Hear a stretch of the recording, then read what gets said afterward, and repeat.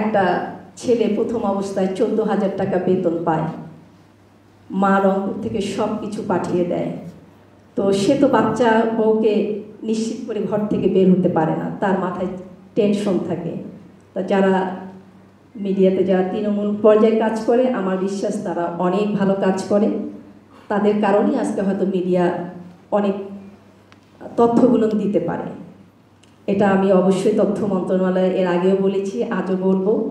আমার সবাই যারা মিডিয়াতে আছেন সবাই আমার সন্তান সমতুল্য।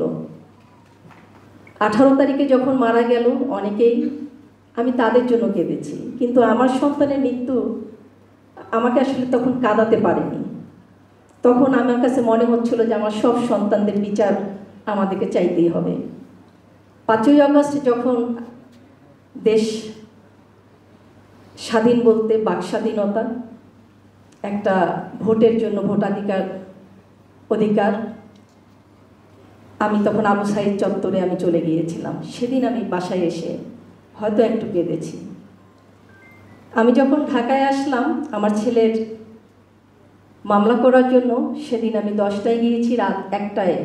সেদিনও আমাকে ঢাকা ভার্সিটি ছাত্র ইউনিয়ন, রিগ, পাঠশালা, তারা সবাই আমার পাশে ছিল। তার 2 দিন পরে যখন আমি আমার ছেলের ফুটেজ খোঁজার জন্য আমি নিজেই দৌড়ে দৌড়ে বেরিয়েছি, কারণ আমি জানি দেশের অবস্থাটা তখনও ভালো না। তখন আমার সঙ্গে দিকের মা বা আরও অনেকেই ছিল। তো সেদিন যে দৃশ্যটা আমি দেখেছি, আমার সন্তানকে একটা গুলিতে ওর মাথা দিয়ে রক্ত মগজ বের হয়ে গেছে।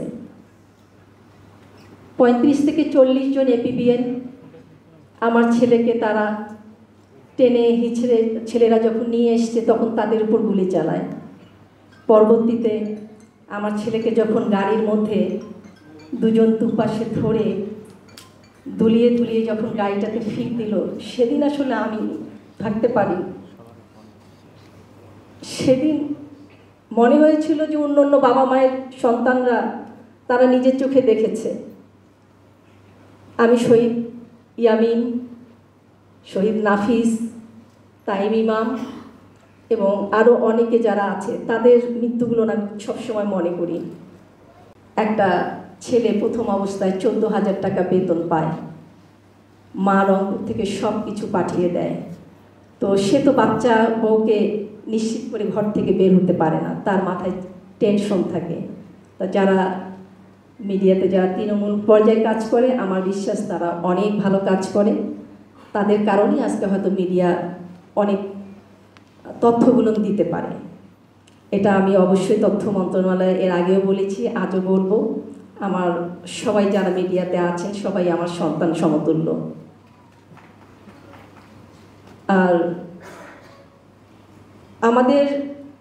আমি মা, আমার সঙ্গে আরও অনেক ভাই বোন শহীদের এখানে বসে আছে বাবারা।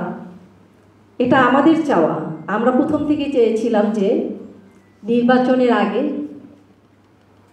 যেন আমাদের বিচারটা হয়, আমরা যেন জুলাই যে সনদটা আমরা যেন পাই।